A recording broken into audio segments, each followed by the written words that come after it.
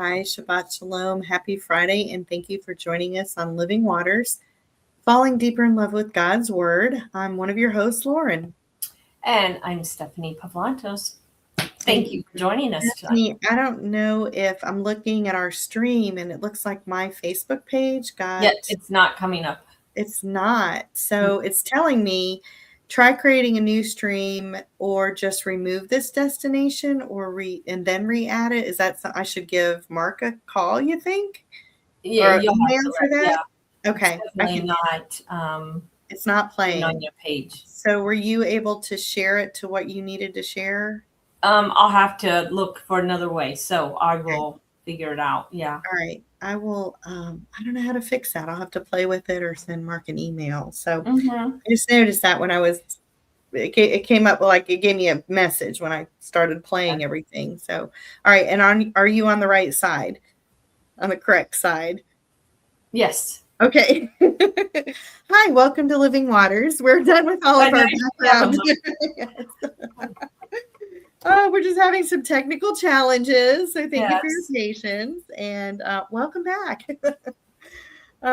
We actually are making our way through the book of Romans. We are up to chapter 11. We dibbled our toes in just a little bit last week, but we're going to go ahead and get started. And it was interesting because in the book that we are using as the commentary that we're going through, the Torah class, he said that Romans 11 is his favorite book to teach about. Or his favorite chapter in Romans to teach about.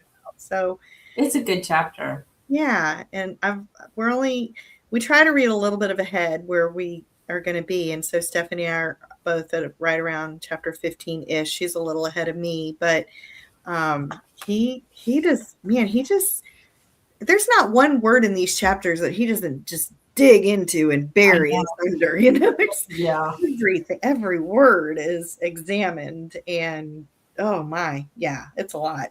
All right, so chapter 11 verse 1 starts out, in that case I say, isn't it that God has repudiated his people? Heaven forbid. For I myself, a son of Israel from the seed of Abraham in the tribe of Benjamin. So he is giving another question to the straw man, or the straw man is asking a question. Right. In that case, hasn't God rejected, or we looked up the word repudiated to get the right definition. It's rejected or even divorced.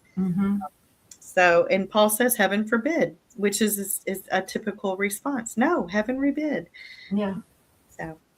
Yeah, it's and again in Hebrew style, he tells you, I'm a son of Israel from Abraham, from the tribe. So in other chapters or other books he writes, he actually gives like some of his genealogy, because that's a very Hebraic thing. Yeah, he mentions that, where is it? In Philippians. A little further in the chapter, he brings up Philippians 3, verse 4, where he just goes down a bullet point list of Pharisee among Pharisee. I mean, I am a Jew of all Jews. So that's where we've gotten that from. Okay, well, he's using the term seed of Abraham, and he's again using that remez, that there's a base value definition, but then there's always, like a layer of information behind it. And I think remez is pretty typically the way that most of us would study the Bible, that we'll take it word for word, but then, a literal meaning, but then there's always some kind of, connotation or figurative language that plays a part. Right. There's always a double meaning that you can. Right. Okay. All right. That seed of Abraham comes from the Old Testament. So he's quoting that from what wasn't an Old Testament to him, but the Testament. Yeah. But I did like it says, on one level is to say he is a spiritual seed of Abraham who is representative of the covenant promise of salvation. But on another level, he's making a point that he is flesh and blood Hebrew. He is not he did not convert into become a Gentile or a Christian. So he sticks to that point, and he makes it a few times in these first few verses. Like, Paul did not convert to Christianity that we think of today. Paul remained a Jew. He didn't stop following Torah. He didn't stop following, the observations and, the practices of a Jewish life. mm-hmm. He very much still incorporated that. The only difference is he did believe that the law did not save you, Mm-hmm. and that Messiah was the ultimate plan for God. So, yeah. Yeah. And again, we said this last week, but just to repeat, we basically said if God broke his promises to the Jewish people, and he even writes this, he goes, if God would make what seems to be an ironclad, unconditional promise to the Hebrews over the ages, Right. one he repeats time after time, that he will never forsake his people, he will never abandon his heritage, Israel, and then he suddenly does, Mm-hmm. then why would Gentile Christians feel confident and secure that God would not find a reason to abandon us? Right. Right. Because we see, like in the commentary, he gives just 3 examples. He gives 1 Samuel 12, Psalm 94, and then Jeremiah 33. Well, there's a little more to those promises too. He says because if God has indeed rejected his people, Israel, due to their unfaithfulness, then God has broken his promises to them. And then what she just mentioned, Samuel, Psalms, and Jeremiah, those are like restating the promises of God, Right. the promises of land and a people, land and, and you're my people. And that is something in this chapter he camps on. He really goes into, and I think it's important because it's so much of that in our world today that, we don't have to support Israel.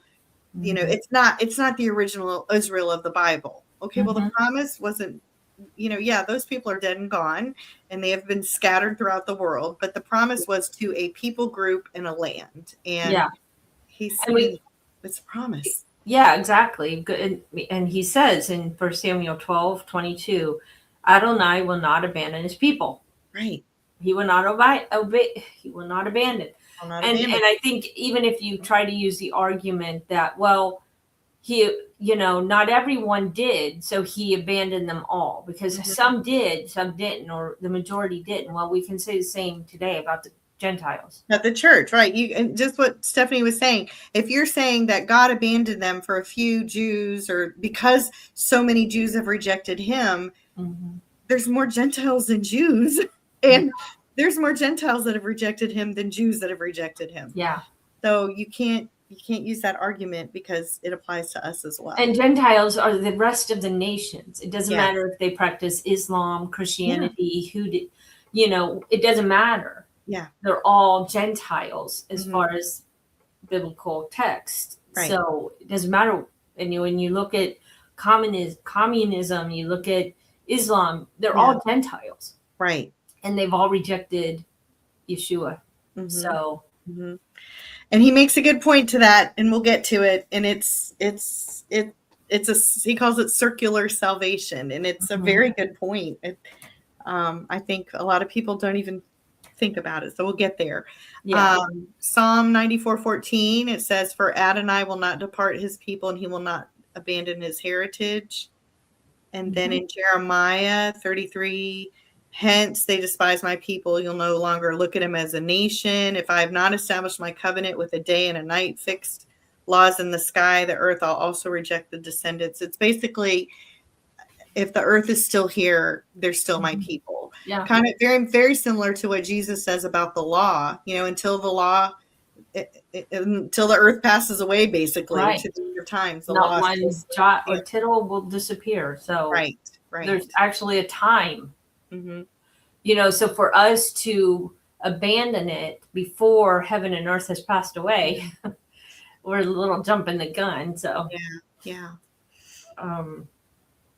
so he just goes on to talk about the entire book of Romans has Paul refuting a division of Jews from Christians, and the division between Jewish believers and Gentiles believers. Right. And then he goes, in many cases, and I'm on 277, in many cases, Paul is not so much trying to give us new information. He is trying to get us to unlearn wrong assumptions and doctrines in order to relearn right doctrine. Right. So, and unlearning is much more difficult than learning it for the first time. That's the truth. Oh boy, is that the truth. That's the truth. So, okay. I don't have a ton on 276 and 277 other than because he kind of talks about the same topic. Yeah, I didn't have that. I have more on 278, but then yeah, so there's so many things that I've heard over the years, and I don't know. It's there's so much bad information out there. You really have to be discerning. So this is kind of what he's kind of getting to. Many will readily explain, and I'm going to read a few lines. Many will readily explain that Jews killed Christ or that Jews rejected Jesus, so God reject them. This is usually followed by explaining that the reason the Old Testament is no longer relevant is because it concerns Israel, and Israel is God's people of the past. Mm-hmm. The New Testament elects the church, and thus God's new people of the present and future. The bottom line, Christians don't hate Israel, but Israel has lost its place in salvation history and are worthy of scorn and suspicion, and God has turned his special favor now to the Gentiles, the Christians in this era. Mm-hmm. So among some, Israel has also lost its right to the promised land. Right. And so he's, not every Christian and not every church believes that, but I think I don't know, maybe my algorithm is skewed, but if you just look at the people on social media or, demonstrations or things like that, a lot of people would say, yes, I'm a Christian or I believe in God, but, freedom for Palestine, or there's some kind of support for Palestine and, the colonizers and just different things like that. And, from the river to the sea. But then when you ask them what river and what sea, they don't even know, So, and that's all anti-Semitism, and that's all pushing Israel out of the promise. Mm-hmm. Yeah. And I mentioned last week, well,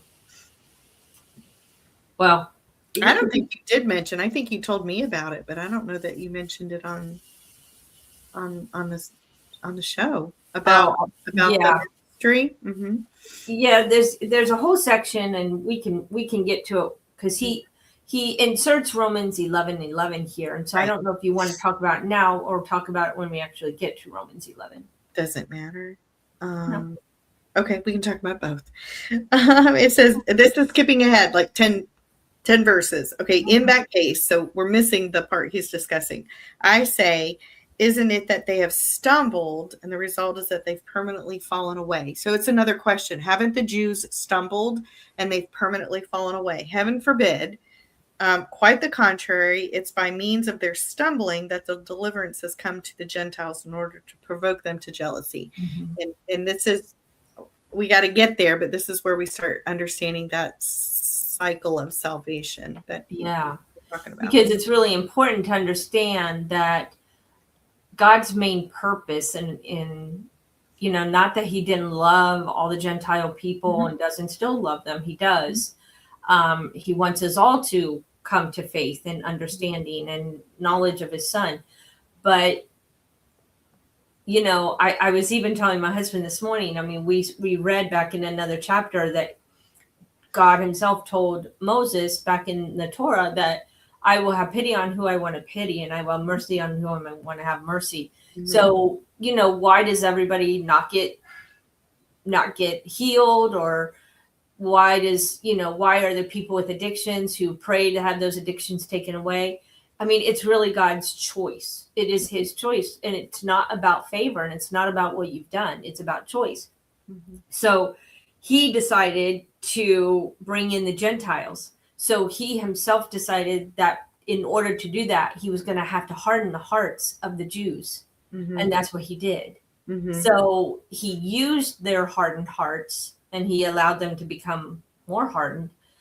Just like we saw back in Exodus with the Pharaoh, in order to accomplish what he wants. Right. And it's not him manipulating people. It's him doing what he needs to do to set other things in motion.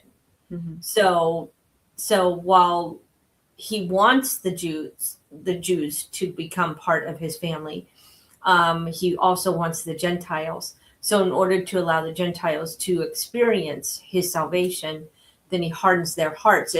But then he wants us as believers, as Gentiles, to bring them to a jealousy, to bring them to a point where they're like, well, if God's blessing them, I want to be blessed through his son too, you know?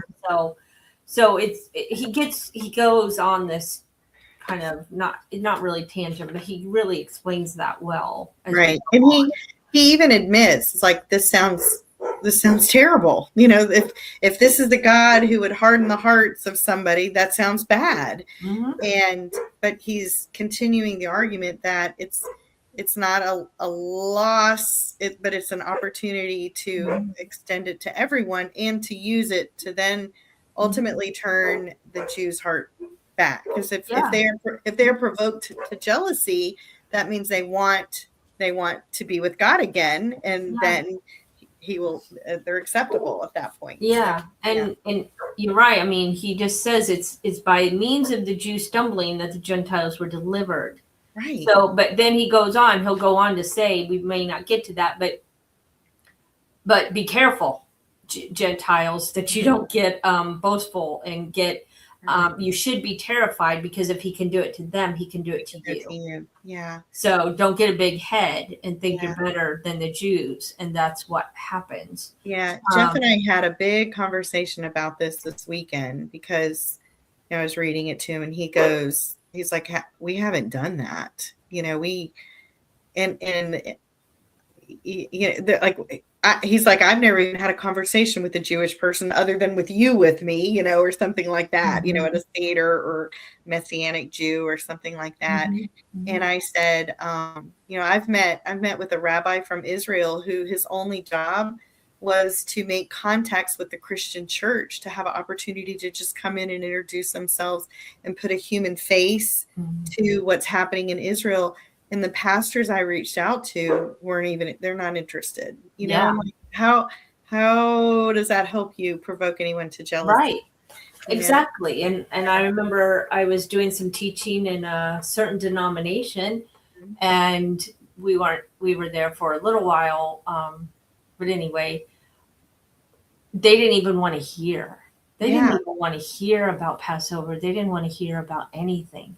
It's like, that's all Jewish stuff. I don't want to hear about it. Well, I'm not going to name names and companies and all that, but I mean, even Stephanie has had writing projects squashed because she wanted to use the name Yeshua, or there were too many references, you know, to Jewish culture, and the publisher is like, no, we don't want to publish that. Yeah. You know, how do you provoke them to jealousy?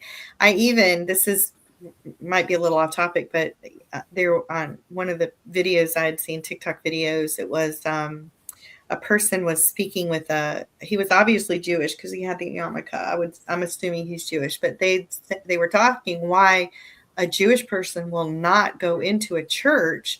He's like, not all of them, some will, but for the most part, a Jewish person will not go into a church because it's they believe it's part idolatry.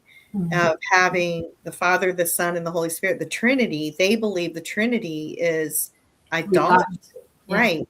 And I believe in the divine aspects of Yeshua, and I do believe in the completeness of God's, Godhead. Yeah, Godhead.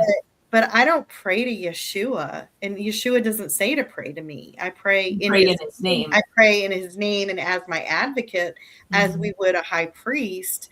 But I pray to the Father, and that's exactly how Yeshua told us to pray. Yeah, he gave us an example: Our Father who art in heaven. Yeah. And I mean, it's funny because just something you said made me think of it. But, my husband has a Jewish friend and he goes, well, I believe that we believe in the same God. It's just mine doesn't have a son. Yeah. And so, that's how they see it. So it's like once you enter Jesus into the situation, then that's when they stop listening. But and I'm not discounting that, but I'm like, as Christians, we don't even think about these things and how they become a stumbling block for our Jewish friends. Yeah. And you really have to be careful. And I don't want to say be careful what you say, but start in the Old Testament. It is our job as believers in Yeshua to know his word. Yeah. And when we can't even quote Old Testament scriptures to a Jewish person, and that's what they know, and we don't even know it well enough to debate with them. Yeah. And so there's a guy, I have to think about his name, but he is part of Jews for Jesus. And he's got a great ministry. He is a he's a Messianic Jew. He gives his testimony. He was on my podcast. He was excellent. And I watched some of his videos on YouTube. And he lives in Israel. He's from America, but he lives in Israel. And he goes up to Jewish people and he talks about the scriptures with them. And some don't know anything. Others know plenty. And but he can hold his own. He can talk to them about the scriptures that they're reading. Right. And that's what we have to do. Right. We have to know it. But we get so caught up in just the New Testament that we don't pay any attention to the Old. And therefore, how are we ever going to show them, hey, I know your scriptures too. Yes. I know these scriptures that we call the Hebrew scriptures. Yes. And but we're lazy. We're unmotivated to do those kinds of things. But it's a shame. But I know we'll pick some of this up later. We can go a long time on this, but okay. 279. What you got? 278, 279. He just had up there at the very top, it was by means of the Jews stumbling that the Gentiles were delivered. Ironically, however, the why for delivering the Gentiles was to provoke into Israel to jealousy so that they would be saved. So I think you kind of mentioned that, but that's what and then this is where you start talking about circular, the very next sentence. So it's in the middle of the first paragraph. So the entire endeavor is rather circular. Yeah. So I'll just finish reading it and then you can go. Yeah, go for it. It starts out as for Israel's benefit. And then when Israel shunned it, God used another people who would benefit, but also who would bring the benefit of a saving righteousness in Messiah right back to Israel and thus achieve God's goal of saving all Israel. Israel, right. That's exactly right. Okay, what page are you on? That was 279. Okay. All right, I'm on the right page. Okay. Did you want to say anything about David Stern? We can, if you want. Okay. We can go into that. So doesn't matter. I didn't know if that was something that I started reading it. His biggest issue, and maybe I'll just kind of summarize it.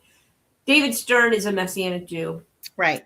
And he, there's a lot of books that he's written, including the complete Jewish study Bible. I think he had a hand in getting that written.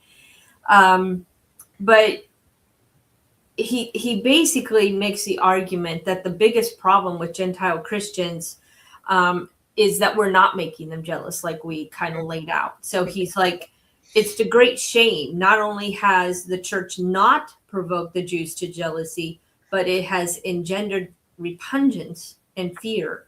So that when the Jewish people instead of being drawn to the love of their Jewish Messiah, they come to hate and ignore him, remaining convinced that their non-Messianic Judaism or secularism, whatever, is superior to Gnosticism.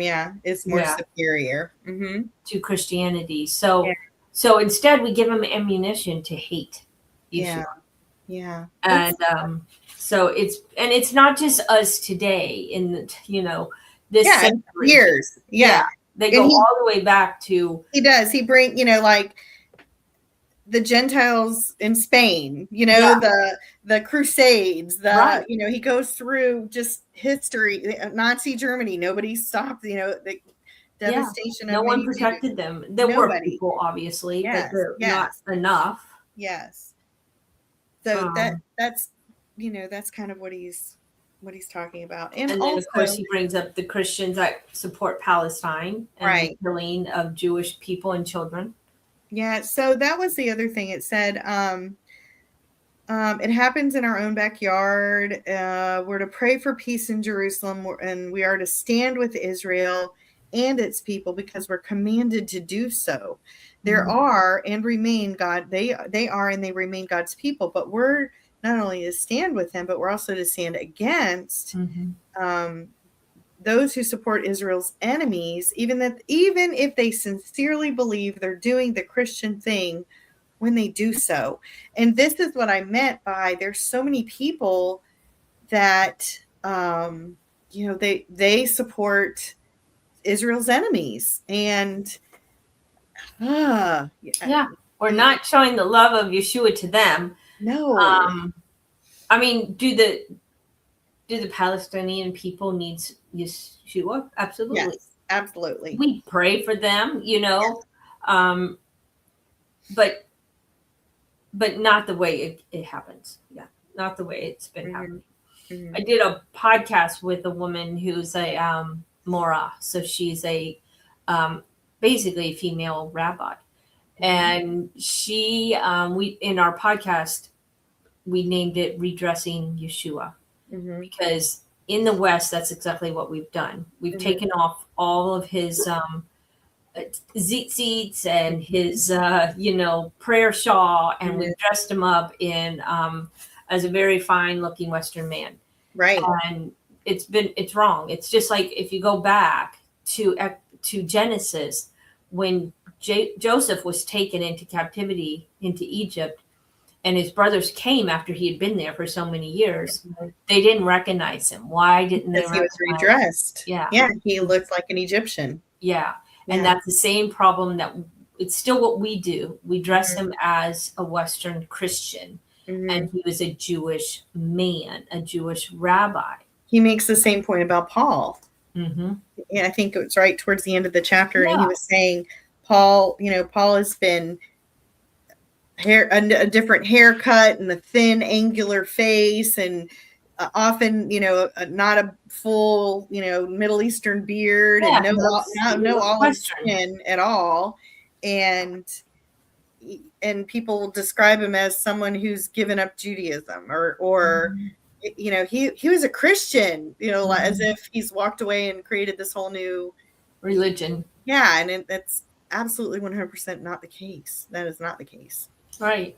So it's a big deal. And I mean, I think it's worth spending this time on it because we have to understand Jesus is Jewish. Everyone who wrote the Bible was Jewish. Everyone who participated in keeping the Bible kept the Torah. I mean, and we think even Luke did. He actually, Luke is the only one of all the writers who actually did convert. Yeah. But he converted to Judaism. He did, exactly. So nobody else converted. It's important. It's so important to know that, and to know the Hebrew culture. And, Stephanie stopped short of, it's a Jewish book. It's written primarily in Hebrew, Aramaic. Is there Greek in there? Yes. And Paul probably wrote some things in Greek. Our author even mentions, like, he's quoting from the Septuagint, which would have been the Greek Bible. And Paul, 100%, Paul was highly educated. So yes, he did. But when Jesus was on the cross and he said, my God, why have you forsaken me? He spoke that in Aramaic. He didn't say it in Hebrew. He didn't say it in Greek. Aramaic was his home language. That's his language. And so when we've disregarded that, I mean, my mom has shared, she's in Bible studies, and it's like blasphemy. People accept when mom says something like, the Bible is written in Hebrew, even the New Testament, it's like blasphemy, Oh, you know? it is. And I'm like, can you not expand your mind so much to consider and do your own research, you know? Google is an amazing thing. You got to be careful what you find, but you can find some good stuff. Yeah, And yeah. look at original documents. Don't go to Wikipedia. Look at original documents and look at writings. And you know, it's go look up the Dead Sea Scrolls and find out what languages they were written in. Yeah, and Nehemiah Gordon. It looks like Nehemiah, but he pronounces it Nehemiah. Yeah. Gordon is his last name, and he actually writes. He's a Jewish man. He's actually taken part in translating the Dead Sea Scrolls. He knows a great deal, but and he talks about, you know, the Greek Jesus versus the Hebrew Messiah, you know, or Hebrew rabbi. Yes. Or I think it just says Hebrew Yeshua. So he talks about the difference in how you know, Jewish Jesus was. So so I think that it's a shame, but we need to look things up. We need to do our own research. We need to read the Bible for ourselves. Yeah. So, and I know lots of people do, but it's not going through reading the Bible in a year. Don't try to read the Bible in a year. Try to take verses and study those verses. Study one book. Study one book for a year. We've been studying Romans for 6 months. Yeah. Just one book. Yeah. So, but you learn a great deal when you do Oh my that. goodness, I can't even remember half the stuff I've learned. That's why we write lots of notes and highlight. But yeah, so it's just, there's things that we love Scripture, and we want you to join us in studying Scripture. Yeah. So, all right. Learn it for yourself. Romans 11, verse 2-6. We finally got through one. I know, but it was worth it. Hey, one verse. Okay. God has not repudiated his people, whom he chose in advance. Or don't you know what the Torah says about Elihu? Who is that? Elijah. I'm sorry. He pleads with God against Israel. Adonai, they have killed your prophets and torn down your altars, and I'm the only one left. And now they want to kill me too. This is Elijah talking. He's quoting Elijah. But when God's answer to him, I have kept for myself 7,000 men who have not knelt down to Baal. It's the same way in the present age. There is a remnant chosen by grace. Now, if it's by grace, it is according, not based on legalistic work. If it were otherwise, grace would no longer be grace. And again, Paul never says the law will save you. He always says it's up to God by his grace. Right. Always. We take the words of Paul and then we kind of take them to an extreme that he never intended. Grace is an awesome, amazing thing. We don't deserve grace. We don't deserve grace is mercy. In the Old Testament, right? Yeah. But he gave grace and mercy to some of his own people in the Old Testament. He did it quite often, actually. So grace is not a bad word. Either is free gift is not a bad word. Mercy is not a bad word, but either is Torah. Torah is not a bad word. It's not Torah versus grace. It's Torah and grace. Right. So. Right.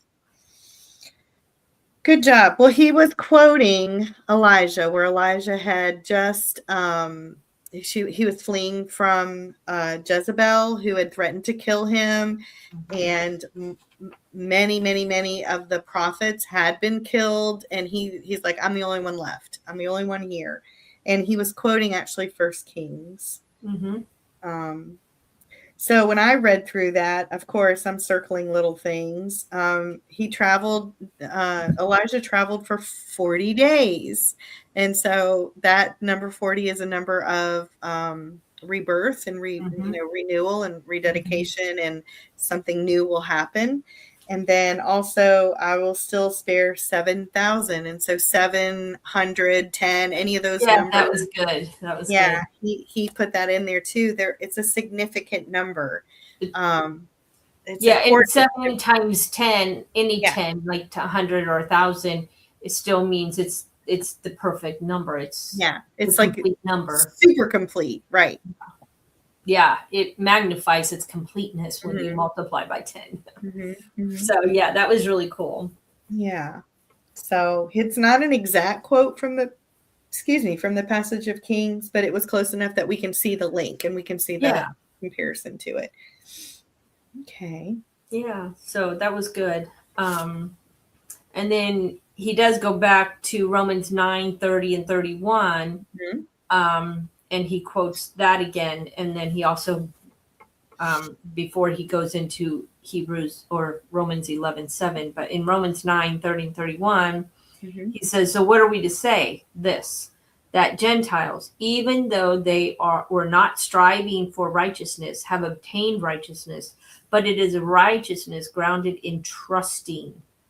However, Israel, even though they kept pursuing a Torah that offers righteousness, did not reach what Torah offers. Because here's the thing, Torah doesn't save us without Yeshua. Right. Yeshua is the one who saves us, and he's the only one that saves us. But there are people who still are obeying Torah who in their own way that they are righteous because they're obeying Torah. There is a righteousness that goes along with that, but it's not the righteousness of God. It's the righteousness of growing in our understanding and obedience. But without Yeshua, the Torah can't save. So we need him to save us. And then we complete this sanctification, the being set apart in holiness and sanctification comes with obedience to God through his instructions. That's right. Okay, the next verse is a little hard. It's a little hard to listen to. Okay, what follows is that Israel has not attained the goal for which she is striving. The ones chosen have obtained it, but for the rest have been made stone-like. And so he went really into hardened hearts, and that God does in fact harden even Jewish hearts, which is hard. That's a tough one. Why would God, they're his chosen people, why would he harden their hearts? But their hearts are being hardened so that Gentiles would have the opportunity to be saved, and then through our faith, we're to make them jealous, which would soften their hearts and reveal the necessity of a savior. Yeah, and this is where he actually gets into free will versus predestination. Yeah, it talks a little bit about that for a few pages. Yeah, and he says, and it's kind of like an if-then statement. It's kind of there's free will and there's no predestination. Is there free will or is it predestination? And the answer is yes, because it's kind of both. Most of us put the two in opposition, but he's saying no, it's not. They're not in opposition. He says here on 284, yet in the end, both are indispensable. As both, like if we think of, do we need food or water? Do we need food or oxygen? Well, you need them both. Right. So you can't live without either. So he says, as both food and air have definite impacts on life, in the end, the Bible shows us that the human experience is a joint venture between God's predestination and man's free will. It is not an either or proposition. So he said, if this concept bothers you, then good. Attention. So we do not have to choose between predestination and free will. We just have to be aware of the existence of both, and that we have control over one, but not the other. Right. So I guess some examples would be, God obviously hardened Pharaoh's heart, right? God has obviously hardened some of the Jews, and they've rejected him. Like, there are obviously people in the Bible who've rejected him. I'm even thinking of Korah, Korah, and I don't know that God hardened. I don't know that God hardened his heart, but he used their selfishness and their choices Right. to further his what Yeah, he and he allowed those things to manifest, yes. and he didn't. And it's the same with, I mean, again, going back to the whole addiction thing, I mean, I have a family member who the Lord just took away. Like the moment she was healed from her addiction, it was gone. She never backslid. She never, fell off the wagon. Yeah. Never. It was gone.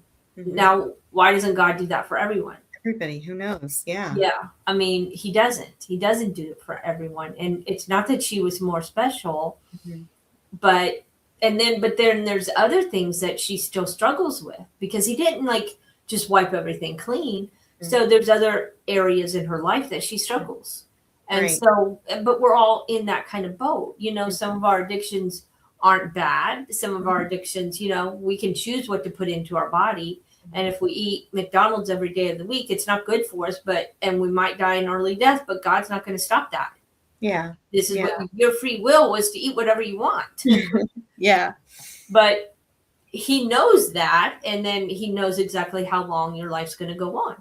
So is that predestination or, free will, so you can be an alcoholic, you can be addicted to drugs, even painkillers. And, so I don't know. I mean, it's part of it's our free will to do so. And part of it, because God knows the future, he knows it's already written in stone when you're going to die from something like that, So does that make sense at all? It does. I mean, I was even thinking, I'll take it off of an addiction, even diabetes, not everybody who's overweight and out of shape and eats unhealthy has diabetes. Right. And a lot of people do. We don't have, we have free will in how we take care of ourselves, but ultimately it's predestined who's going to be predisposed to it or not. Yeah. And some people have their cancer totally free. And I know that I even had somebody say to me, well, I don't believe that God heals because he doesn't heal everybody. Wow. So God doesn't heal if he doesn't heal everybody. No, it's still his own will. He will have pity on whom he wants to have pity. Yeah. And he will have mercy on whom he wants to have mercy. I forget the rest of that verse, but but it's his will. It's he predestined it that this person was going to be healed for whatever reason. Maybe some ailments, some diseases keep us clinging to God, where a healing might have somebody actually turn to God. Right. And we don't know. It could be somebody we don't even know who's watching us in the background. Yeah. And I don't want to use that as a pat answer, we just don't know, but it's not up to us. It's not up to us. And being good and trying, yes, I know a lot of people are like, you have the favor of God. No, it's, thank you for thinking that. But no, it's not. It's not because I've done anything special that he likes me more or anything like that. So, and we think that because, when I couldn't get pregnant for the first 4 years I'm like, God, what have I done wrong to deserve this? Yeah.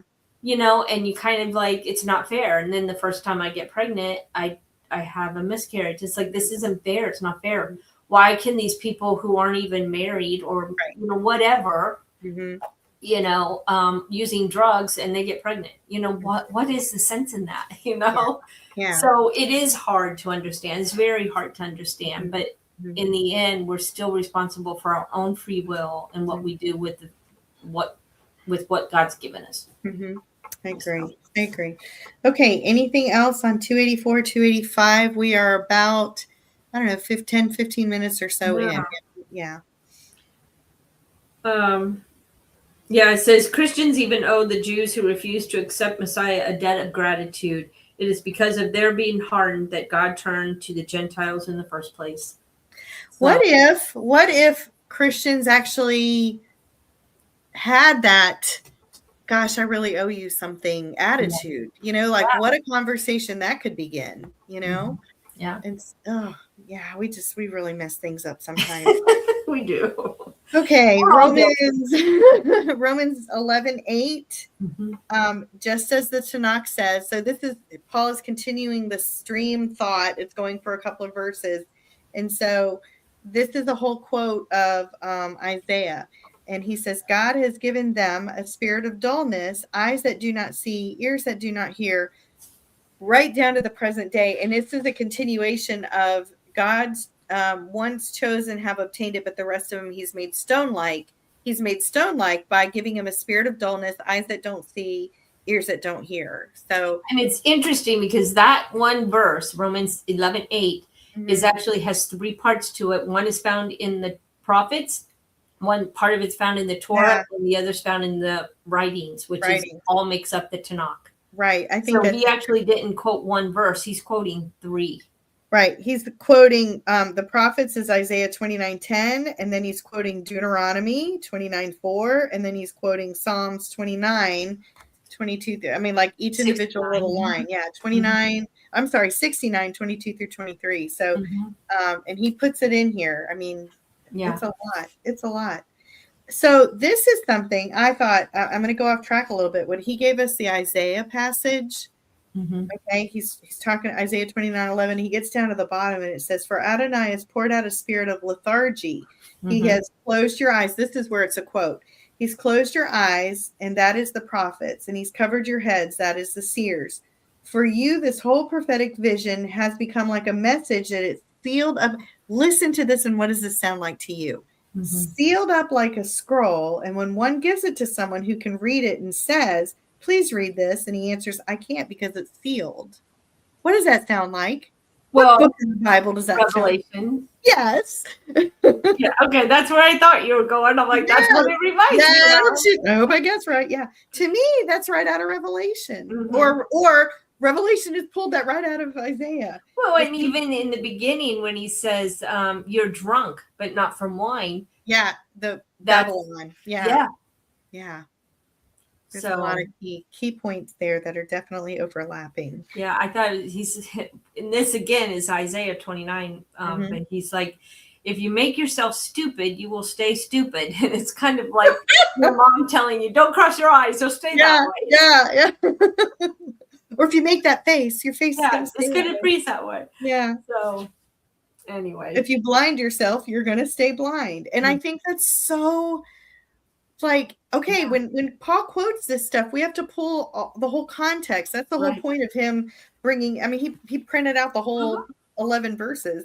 Yeah. And it's important. So I think that's very important compared to what we're talking about of, you know, Christians are to make Jews jealous, but if we're going to act stupid, you're going to be stupid, you know, or if you're going to be blind, you're going to be blind. And he's talking to the Jewish people. It's like, if you blind yourself, you're going to stay blind. You know, you're not going to see. And it's the same way. But it's the same way today. It is. Because we believe everything that the pastors say. And we actually know a woman, she just quotes everything her pastor says. It's like you read the Bible yourself, but she quotes everything her pastor says. And then, but she's blind to truth when it's given right to her. She's blind to it. So we do the same thing today. We blind ourselves because we've trained ourselves not to read the Bible for ourselves and actually listen to the Holy Spirit. We listen. Our ears are trained on what our pastor says and how our pastor explains it, even if he's wrong. Even if he's wrong. Sad. Yeah.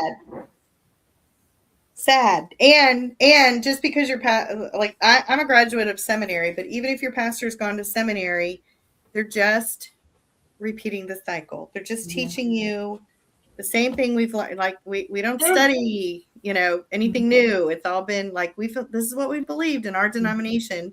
And here's the sad thing. Every denomination's got different ideas on original sin, on predestination, on, you know, like, so it just depends on what denomination you talk to is what their argument's going to be. Yeah. So, and we're not even consistent in that.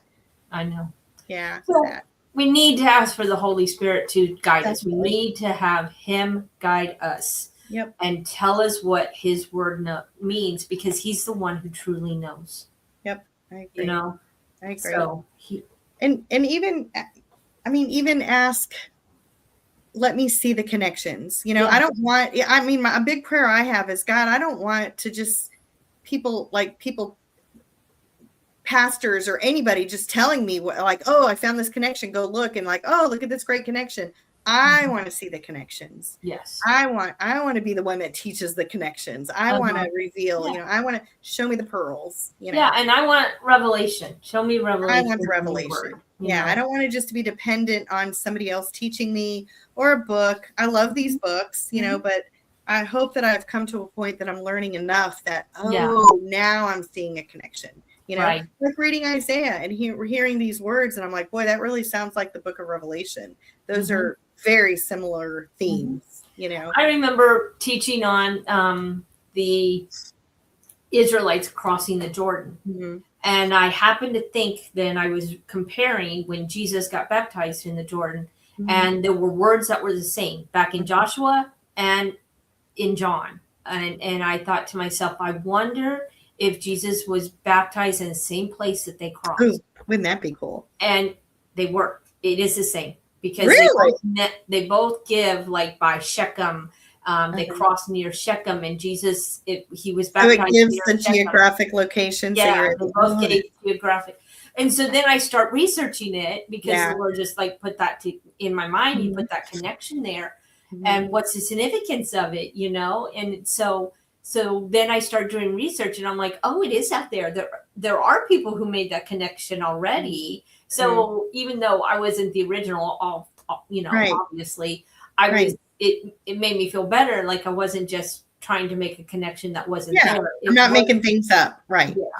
So there was proof for it. And, but it's really cool because when you think of it, Jesus was baptized. It's sort of a mikvah. And the same with the people who came into the promised land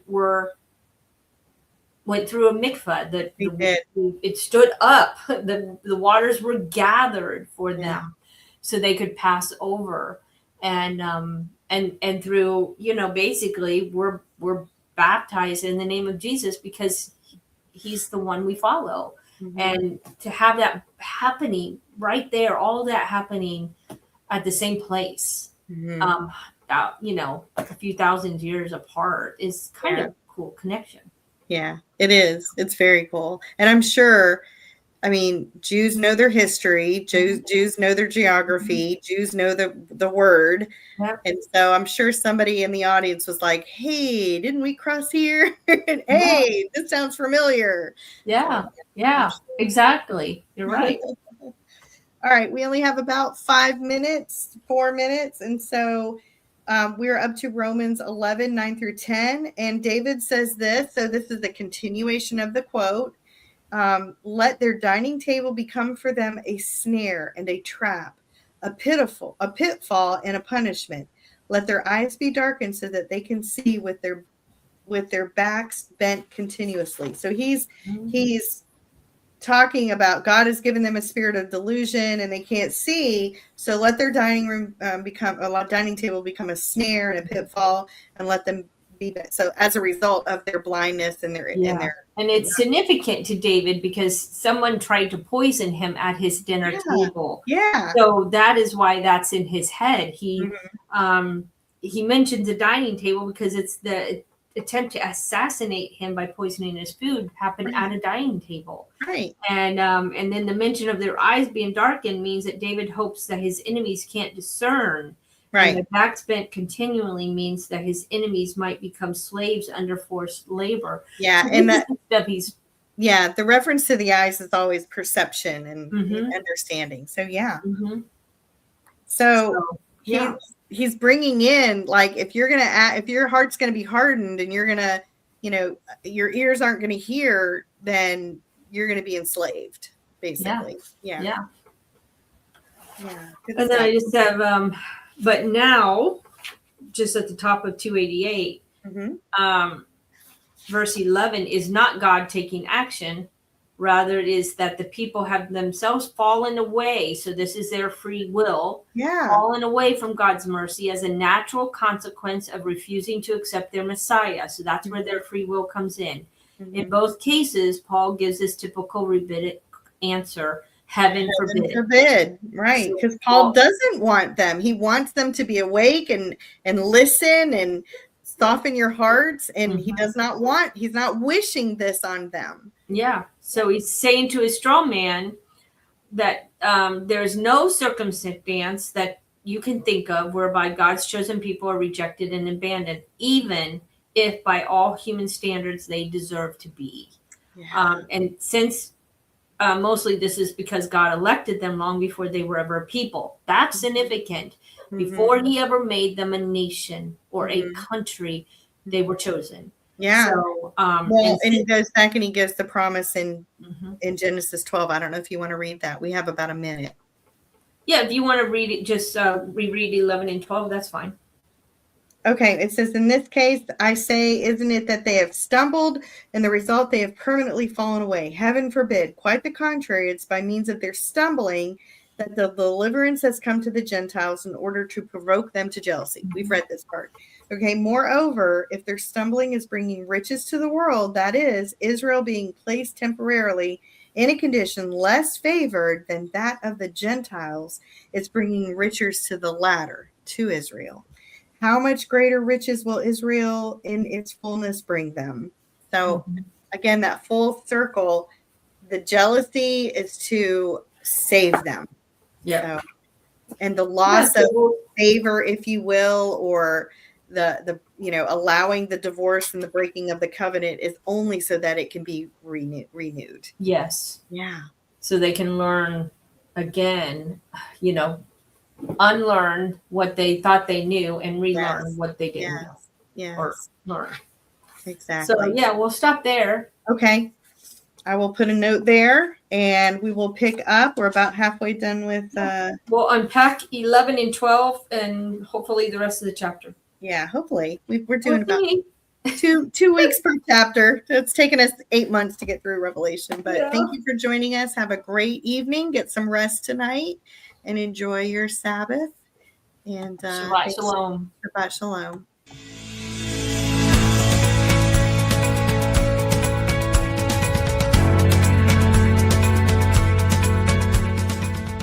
If you missed today's show and want to watch it again or want to tell someone where they can watch this episode, go to lambnetwork.tv, where you will find this show and all of the other live Lamb show archives on the on-demand section of the website.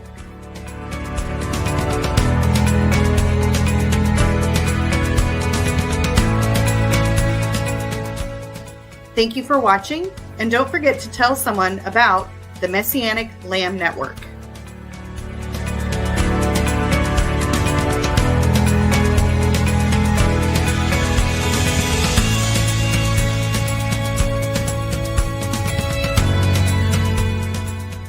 We are richly blessed to bring you what we believe is the fullest, most diverse, yet up-to-date progressive teachings, discussions, and prayer programming you can find anywhere on this planet. Be sure to take the tour of the lambnetwork.tv website. I'm Stephanie Pavlantos, thanking you for joining us on the Messianic Lamb Video Network.